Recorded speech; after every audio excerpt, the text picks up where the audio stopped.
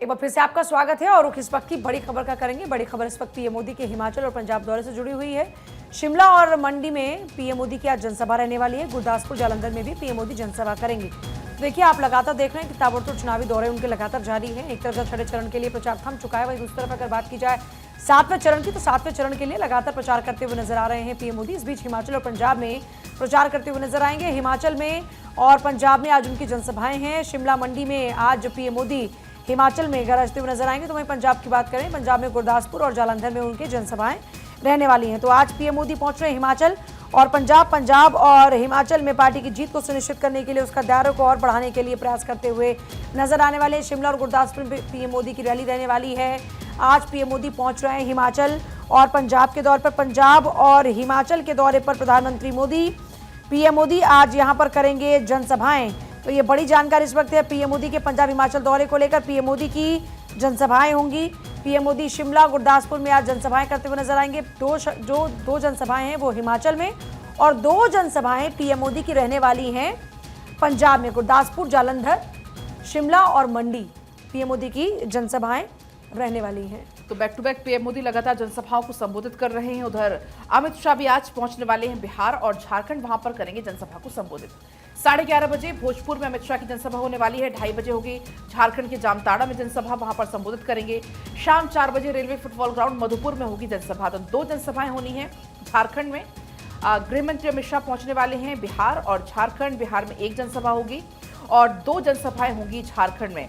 तो आज बिहार और झारखंड का ये दौरा है।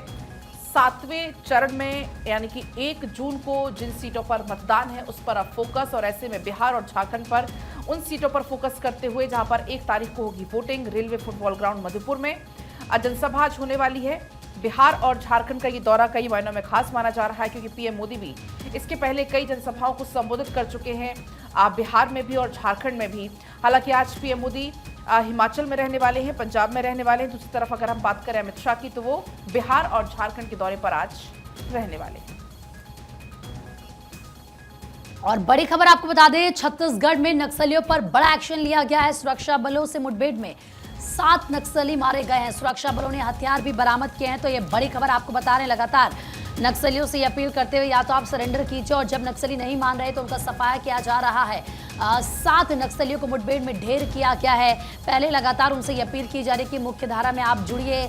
इतना ही नहीं, बाकायदा कल क्योंकि ऐसी तैयारी भी की जा रही है कि जिससे खुद जो नक्सलियों बताएं कि क्या उनकी शर्तें हैं जिससे वो मुख्य धारा में आएँ।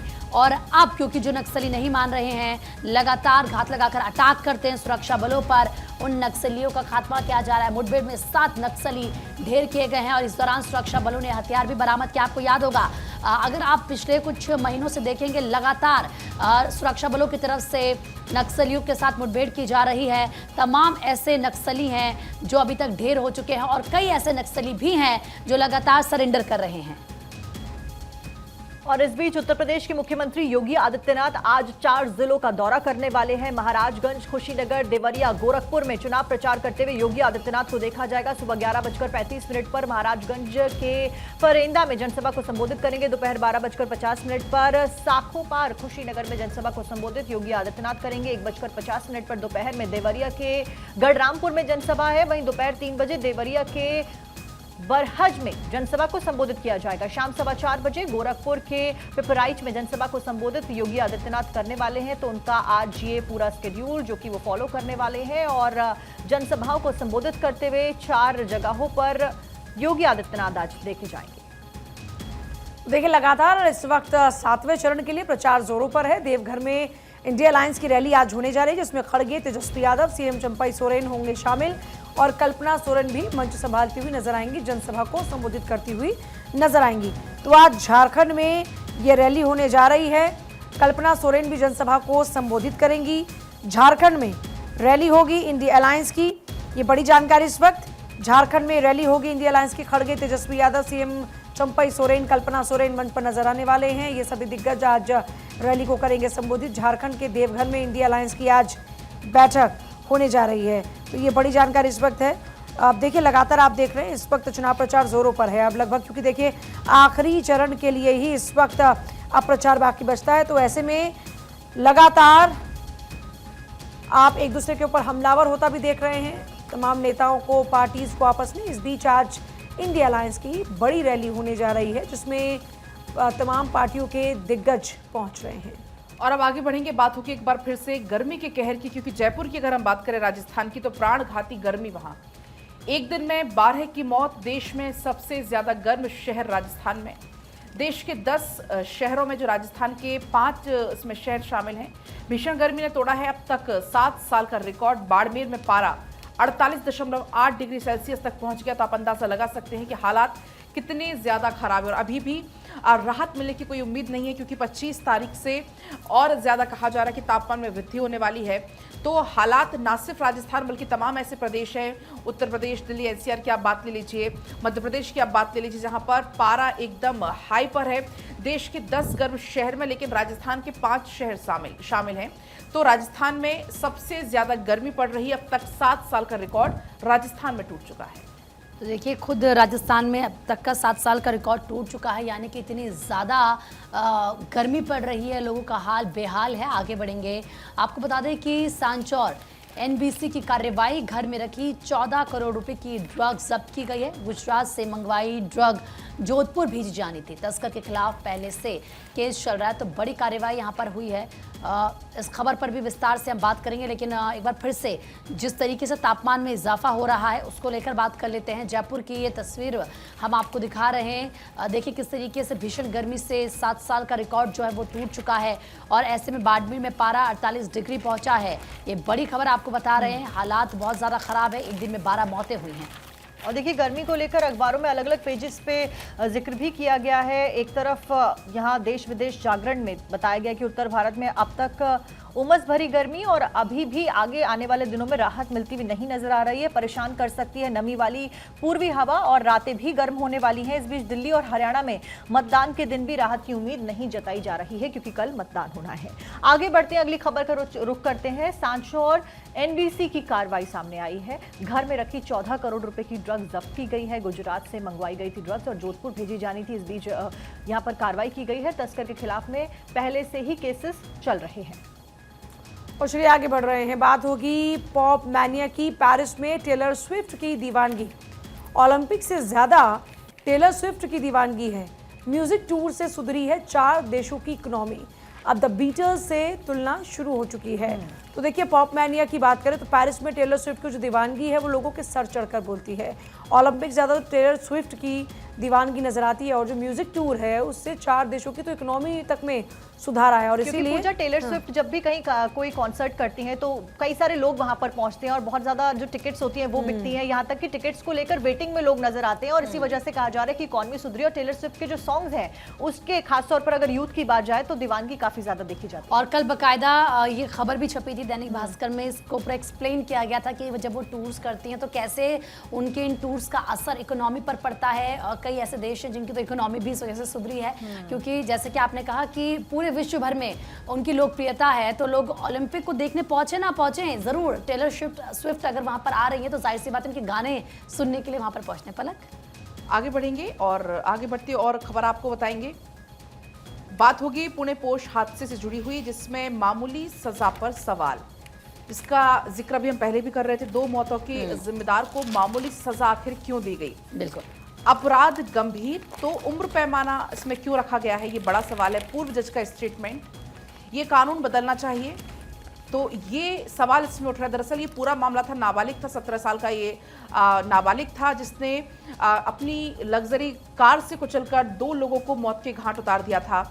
लेकिन वो नाबालिग था, इस वजह से उसको सजा नहीं मिली, और इस पर अब सवाल खड़े होने लगे। और पलक, क्योंकि दैनिक भास्कर में पहले भी हमने इस खबर पर चर्चा की थी, तो फ्रंट पेज पर ही सबसे पहली खबर ही आज ये है, जैसे मैंने उस वक्त भी आपसे कहा था कि हेडलाइन दी गई है कि अपराध गंभीर तो फिर उम्र पैमाना क्यों? पूर्व जज बोले ये कानून बदलना चाहिए। देखिए, सिस्टम में बड़ा बदलाव जरूरी है, ये खुद पूर्व जज कह रहे हैं। जुवेनाइल बोर्ड अपराध की गंभीरता को देखे कि कितना अपराध यहाँ पर जो किया गया उसकी गंभीरता क्या है। ऐसे में रिटायर्ड जस्टिस RS सोडी, जो कि दिल्ली हाईकोर्ट से उनकी तरफ से कहा गया सिस्टम में बदलाव समय की सबसे बड़ी जरूरत है। जुवेनाइल जस्टिस बोर्ड के जज जमानत देते समय अपराध की गंभीरता को भी देखें। नाबालिग से मौत हुई है तो उसे तुरंत जमानत ना देकर बाल सुधार गृह भेजना चाहिए। जमानत पर जब तक सुनवाई नहीं करनी चाहिए जब तक ये तय ना हो जाए कि आरोपी नाबालिग को वयस्क मानते हुए सुनवाई वयस्क कोर्ट में जानी चाहिए या फिर नहीं। यह भी देखा जाना चाहिए कि नाबालिग के अपराध में अभिभावक दोषी हैं या फिर नहीं। नाबालिग की साइकोलॉजिकल जांच और काउंसलिंग भी बेहद जरूरी है। और देखिए अलग अलग एग्जाम्पल्स दिए गए। पहले ये कहा गया कि निर्भया कांड, यहाँ पर 2012 में दिल्ली के निर्भया कांड में नाबालिग ने पीड़िता के साथ सबसे ज्यादा जघन्य अपराध किया था। बाकी 4 गुनहगार फांसी पर चढ़े। नाबालिग 3 साल बाद सुधार गृह में रहकर छूटा और सिलाई मशीन और 10,000 रुपए उससे मिले। दूसरा केस का जिक्र किया गया है नई दिल्ली का, मर्सिडीज से रौंद कर मारा था। ऐसे में वयस्कों जैसा यहाँ पर केस चला क्योंकि 2016 का ही पूरा मामला था जब 16 साल के नाबालिग ने पिता की मर्सिडीज बेंच कार से एग्जीक्यूटिव को रौंद कर मार डाला था। ऐसे में जुवेनाइल जस्टिस बोर्ड ने उसे वयस्क मानते हुए केस वयस्कों की तरह चलाने का आदेश दिया। तीसरा केस गुरुग्राम में, आपको याद होगा, जो बहुत ज्यादा सुर्खियों में रहा था। नाबालिग ने स्कूली बच्चे को मारा था और वो अभी जमानत पर है। गुरुग्राम के निजी स्कूल में 2017 में दूसरी के छात्र के शौचालय में गला रेत कर हत्या कर दी गई थी। हत्या करने वाला उस स्कूल का ही नाबालिग था। आरोपी अब बालिग है और सुप्रीम कोर्ट से उसे जमानत मिल गई है। जमानत पर वो है। तो बकायदा जजेस की तरफ से ये एग्जाम्पल भी दिए। अच्छा प्रीति, यहाँ पर यह भी जानकारी दी गई दैनिक जागरण में कि किशोर न्याय बोर्ड में सुनवाई के दौरान नाबालिग की ओर से यहाँ पर पैरवी करने वाले अधिवक्ता प्रशांत पाटिल के अनुसार किसी किशोर को वयस्क आरोपी माना जाए या नहीं माना जाए, यह तय करने की प्रक्रिया में ही कम से कम अगर देखा जाए तो 2 महीने लग सकते हैं, क्योंकि मनोचिकित्सकों और साथ साथ में जो परामर्श जो देखने वाले लोग होते हैं समेत अन्य लोगों की रिपोर्ट मांगी जाती है, जिसके बाद में बोर्ड अपना निर्णय लेता है। और इसमें कम से कम 2 महीने का टाइम जो है वो मिनिमम लगता है, यानी कि ये मामला फिलहाल आगे लंबा खिंचता हुआ नजर आ रहा है। और देखिए एक और बात का जिक्र यहाँ पर किया गया जो बहुत ज्यादा इंपॉर्टेंट है। ये कहा गया है कि 14 साल के बच्चे को दुष्कर्म की समझ है तो फिर उसे वयस्क माना जाए। अगर जाहिर तौर पर ये एक लंबी बहस छिड़ी हुई है और ये तब से आपको याद होगा किस तरीके से पूरा निर्भया कांड सामने आया। उसके बाद से लगातार ये बहस छिड़ी रही कि जिस हिसाब से जुर्म उस हिसाब से सज़ा, वो भले ही क्यों ना ये हो कि वो अंडर एज है या वो वयस्क नहीं है। अगर कोई भी नाबालिग है, अगर कोई नाबालिग भी विभत्स घटना को अंजाम देता है तो ऐसी वारदात में उसको दोषी मानते हुए अब जो रियायतें उसको नाबालिग होने पर मिल रही थी वो ख़त्म हो जानी चाहिए। और ये देश में एक बहुत बड़ा विषय रहा है। तो पुणे पोर्श हादसे की अगर बात करते हैं तो इस पूरे मामले में अलग अलग एंगल्स अभी तक सामने आ रहे हैं।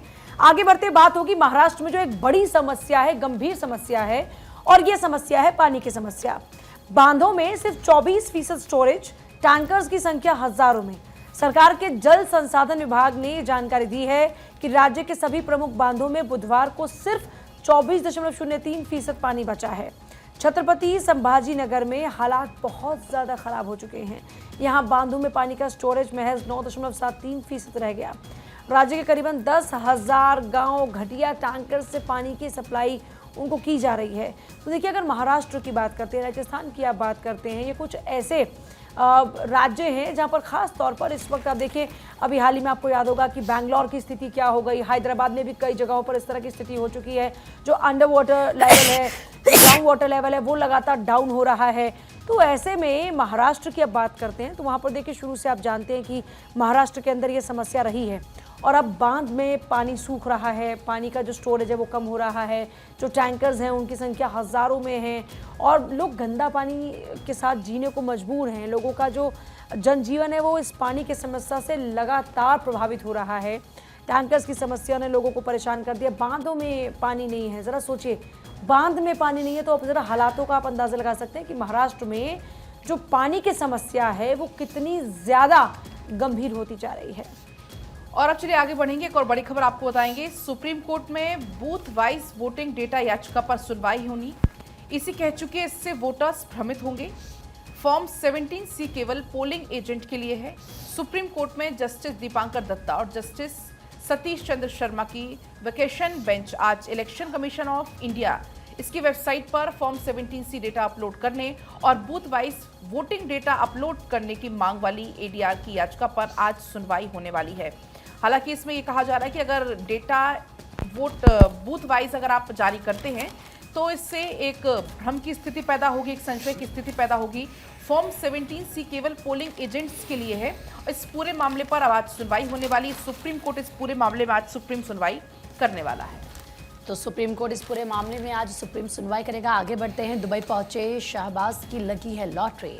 आपको बता दें कि यूएई ने कंगाल पाकिस्तान के लिए खजाना अपना खोला है। पाकिस्तानी पीएम यूएई की यात्रा पर पहुंचे हैं और ऐसे में पाकिस्तान को यूएई 10 अरब डॉलर का निवेश भी देगा। पाकिस्तान के प्रधानमंत्रियों की कोई भी विदेश यात्रा कर्ज मांगने से जरूर जुड़ी होती है। ये इतिहास गवाह है इस बात का। पाकिस्तान के पीएम शहबाज शरीफ अब यूएई की यात्रा पर गए हैं और यूएई ने उनके लिए अपना खजाना भी खोल दिया है। शहबाज शरीफ को यूएई ने 10 अरब डॉलर के आवंटन की घोषणा की है। और अब आगे बढ़ेंगे। इसी बीच एक और बड़ी खबर अब आपको बताएंगे। सोने की कीमत से जुड़ी हुई सोने की कीमत में तगड़ी गिरावट दर्ज की गई है। करीब 73,000 के पर पहुंच गया है 10 ग्राम गोल्ड। चांदी की कीमत में भी गिरावट दर्ज की गई है। दिल्ली में गुरुवार को लगातार दूसरे सत्र में गिरावट दर्ज की गई। दरअसल सोना 1050 रुपये टूटा, चांदी भी औंधे मोल लुढ़की, ये इसमें हेडलाइन दी गई है। चांदी में 25,000 रुपये की गिरावट दर्ज इसमें की गई है। सोना 73,550 रुपये प्रति 10 ग्राम पर बंद हुआ है। तो राष्ट्रीय राजधानी का सराफा बाजार का रेट आपको बता रहे हैं, जिसमें 73,550 रुपये प्रति 10 ग्राम पर चांदी बंद हुई। इसके साथ ही साथ चांदी की कीमत 2,500 रुपये औंधे मूल लुढ़कते हुए 92,600 रुपये प्रति किलोग्राम पर बंद हुई है। पहले कारोबारी सत्र में 95,100 प्रति किलोग्राम पर यह बंद हुई थी। तो काफी गिरावट, तेज गिरावट इसमें देखने को मिली है। और टीम इंडिया को विदेशी कोचेस की जरूरत नहीं है। पूर्व विकेटकीपर बल्लेबाज ने कही ये बात, पार्थिव पटेल ने ये बात कही है। हमारे यहाँ अच्छे कोच की कमी नहीं है। क्या बीसीसीआई मानेगी ये बात? राइट के बाद ग्रैग चैपल टीम इंडिया के कोच बने। उनके बाद गैरी कर्स्टन ने टीम की बागडोर संभाली और उनके रहते भारत वनडे वर्ल्ड कप का चैंपियन बना। उनके बाद फ्लेचर आए, फ्लेचर के बाद ये चलन खत्म हुआ। लेकिन द्रविड़ के कार्यकाल के खत्म होने से पहले फिर एक बार ऐसी खबरें आ रही हैं कि बीसीसीआई कुछ विदेशी कोचेस की तरफ देख रहा है। टीम इंडिया के पूर्व विकेटकीपर बल्लेबाज पार्थिव ने लेजेंड्स इंटरकॉन्टिनेंटल T20 लीग के लॉन्च के मौके पर मीडिया से बातचीत में कहा कि भारत के पास अच्छे कोच हैं और इसलिए हमें विदेशी कोच की जरूरत नहीं है। आगे बढ़ेंगे, एक और खबर आपको बताएंगे। 10 साल में $8 ट्रिलियन का निवेश हुआ। आजादी के बाद कुल निवेश के आधे से ज्यादा ये बड़े पैमाने पर निवेश की वापसी। भारत का आधार मजबूत बना है। जीडीपी अनुपात के मुकाबले निवेश की बात करें तो ये 2011 में चरम पर था और अब तक ये कम रहा है, जब तक कोरोना के कारण व्यवधान हुए। सप्लाई चेन को प्रभावित नहीं किया। हालांकि महामारी के बाद सुधार और सरकारी व्यय के माध्यम से बड़े पैमाने पर निवेश की वापसी हो रही है। वैश्विक स्थिति भले ही ठीक नहीं हो, लेकिन भारत का आधार मजबूत हुआ है। बात कुछ और खबरों की करेंगे।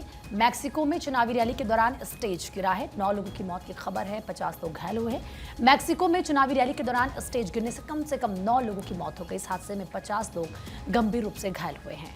अगली खबर बांग्लादेश से। बांग्लादेशी सांसद पर था इंटरपोल का नोटिस और इस बीच 21 केसेस कुल मिलाकर चल रहे थे। सोने की तस्करी के विवाद में हत्या का पूरा मामला 6 लोगों को दी गई थी 5 करोड़ रुपए की सुपारी। तो बांग्लादेशी सांसद पर था इंटरपोल का नोटिस।